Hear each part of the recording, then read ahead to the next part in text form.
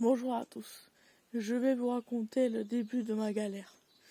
Étant petit, j'étais bien, le primaire se passait bien, j'avais plein d'amis. Ensuite, passé au collège, en sixième, où ça se passait bien, mais malheureusement, j'ai été viré à tort parce que il y en avait qui s'amusaient à allumer des bombes avec des briquets pour mettre le feu. Et on était plusieurs à être accusés dans cette histoire, sauf que moi, j'avais rien fait.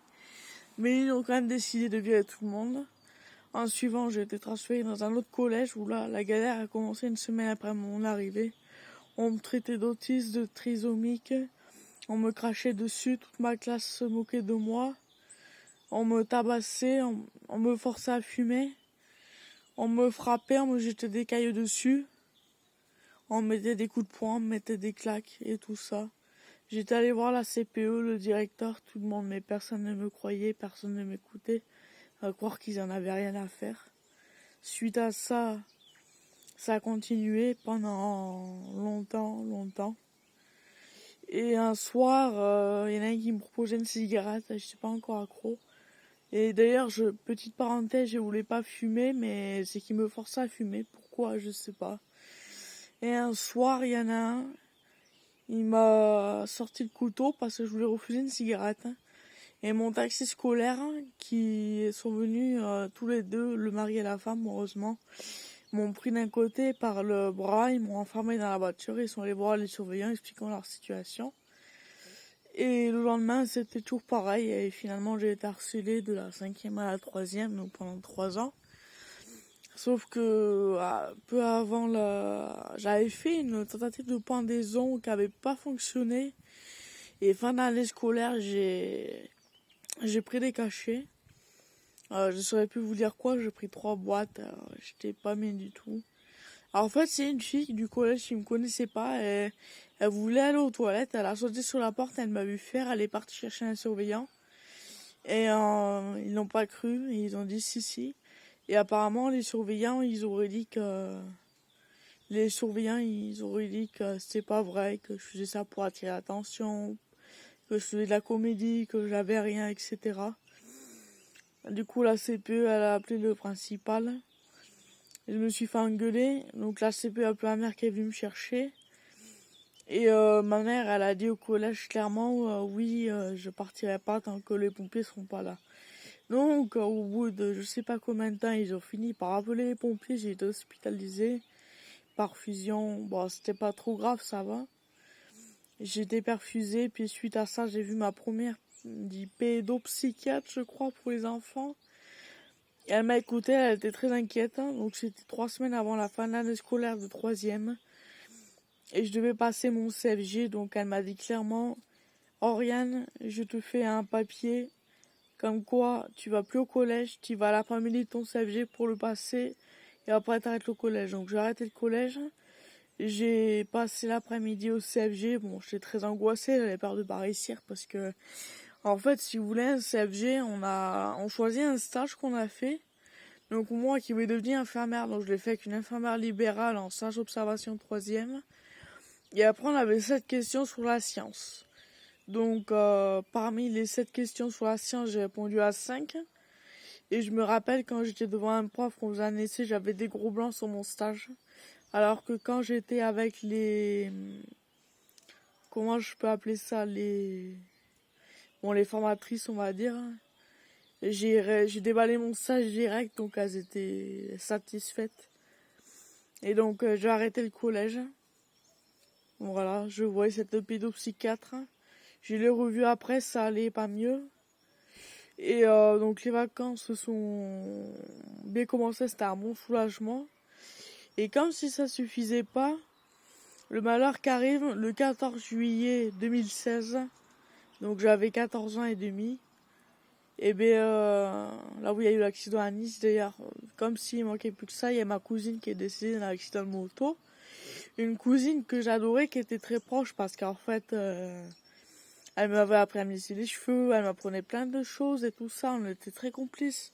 Même si on se voyait pas parce qu'on était à 3 heures de route, on se voyait rarement, mais je l'aimais beaucoup. Elle est morte, du coup, je sais pas bien, je suis allée voir Il y a un pédopsychiatre d'urgence qui m'a prescrit un antidépresseur que j'ai démarré, sauf que en fait de me remettre normal, j'ai rechuté plus qu'autre chose, donc on me l'a arrêté, j'ai un petit peu remonté la pente. Ensuite, ce que j'avais oublié de vous dire, c'est que j'ai fait une seconde en MFR parce que je voulais devenir infirmière. Donc MFR, aide à la personne et au territoire, ça s'appelle. J'y suis allée. Et donc au début, ça se passait très bien. J'étais à l'internat, j'étais bien intégrée avec les filles de ma classe, avec tout le lycée. Enfin, pas tout le monde non plus, mais j'étais bien intégrée. Et un soir à l'internat, il y a eu une alarme incendie qui s'est déclenchée à 23h30, pardon. En fait, j'ai la phobie des alarmes incendies parce que quand j'avais 8 ans et demi en CE2, il y avait eu un incendie à l'école primaire où j'étais. Bref. Donc, j'ai eu peur, on est parti dehors, on est tous sortis. Et il y avait une autre fille qui avait une phobie, donc ils l'ont prise au sérieux et pas moi. Bon, après, à pas rigoler et appeler ma mère ou quoi, j'ai pas fait autre chose. On a été dehors, on est rentré. Et là, à minuit, elle se redéclenche à nouveau, donc elle ne faisait plus sortir. On devait aller au lit, mais moi j'avais peur, j'étais restée assise par terre. Et mes camarades de seconde, elles ont respecté. Et une terminale qui était dans la chambre m'a fait chier jusqu'au bout et j'ai pété un câble. Voilà. Donc le lendemain, j'ai été virée de l'internat et ça, le cauchemar a commencé. Tout le monde m'a tourné le dos, il y avait des rumeurs qui tournaient sur moi. J'étais respectée de personne. Donc le 15 novembre 2016, suite à ça, j'ai refait une tentative de suicide, donc je vous dirai précisément avec 28 grammes de paracétamol. Là, j'en ai parlé à ma prof principale. Elle a vu qu'il y avait des plaquettes vides. Donc elle a appelé tout de suite les pompiers, les ambulanciers m'ont emmené, j'ai eu des perfusions, j'ai été branché au cœur parce que j'étais au-dessus du seuil maximal de paracétamol en fait. Il y avait trop de risques pour mon foie, du coup ils ont surveillé de près. Bon, j'ai eu de la chance, j'ai rien eu au foie à ce moment-là. Et après, donc je suis sortie, j'ai eu un anxiolytique qui s'appelle l'Atarax, je crois. Hydroxyzine Atarax, je sais plus trop vous dire. Et j'ai repris la MFR, mais à mi-temps cette fois-ci. Et au début ça allait, après ça recommence à aller mal. Moi j'ai recommencé à aller mal, je pense à ma cousine et tout ça. J'ai refait une tentative de suicide avec du paracétamol et de l'aspirine. J'ai été de nouveau hospitalisée, on m'a donné du Tiercian. En plus de la Tarax, on m'a mis un autre antidépresseur. Et enfin voilà, c'était compliqué.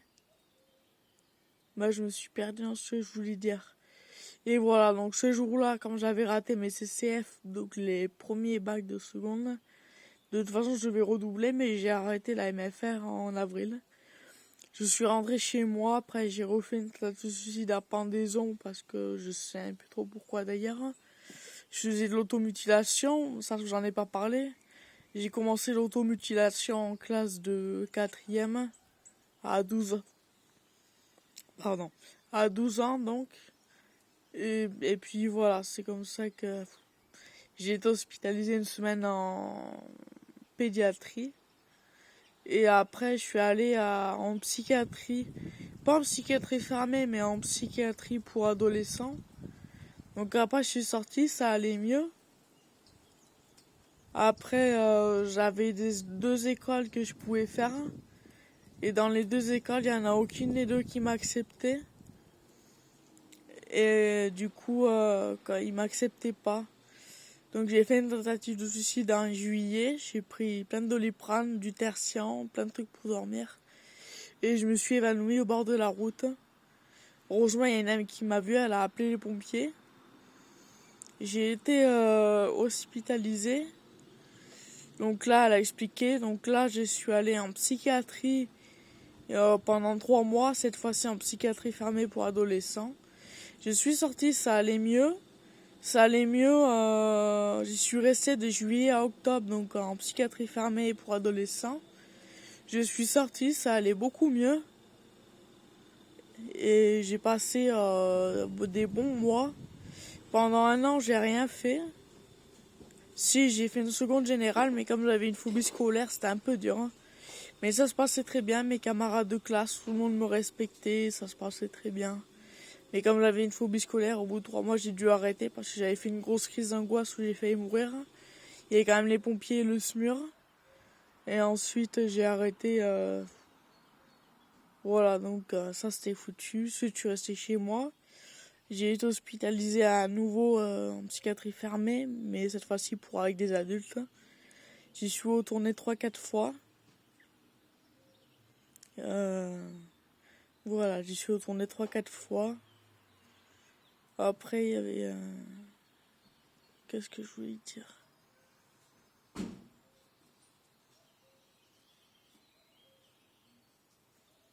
Donc j'y suis allée 3-4 fois, donc je faisais que des allers-retours.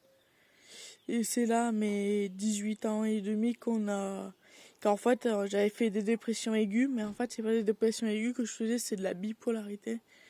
On m'a diagnostiqué ça, j'avais 18 ans et demi. Et du coup, j'ai été sous traitement, on m'a fait plein de traitements, etc. Et la stabilité, c'est très très très difficile. J'ai eu beaucoup de problèmes. J'ai vécu à la rue, enfin, tout un tas de choses. J'ai rencontré mon charmant copain avec qui je suis aujourd'hui, ça fera 2 ans au mois de juin. Et là, j'ai toujours des petites rechutes et tout ça, mais ça va quand même mieux. J'ai pas mal de traitements. Et là, ça va quoi, je veux dire. Voilà, là, je veux dire, ça va. Ça va à peu près, c'est parfois un peu compliqué, mais je gère. J'ai énormément avancé dans ma vie. Et tout ce que je souhaite, c'est de m'en sortir, de continuer. Là, j'ai fait une formation de remise à niveau que j'ai obtenue, donc je vais me faire ASH, je pense. Mais voilà, j'ai quand même pas mal de problèmes, que ce soit physique. Et j'ai une bipolarité sévère. Donc je m'en sors comme je peux. Et puis ben voilà, c'est assez compliqué. Voilà, donc si vous voulez n'hésitez pas, là je vous ai parlé de mon harcèlement scolaire et un petit peu de ma vie. Donc n'hésitez pas en commentaire à commenter si vous voulez des sujets de moi sur lesquels vous voulez que je vous parle en story time. Surtout, n'hésitez pas. Voilà, bisous bisous.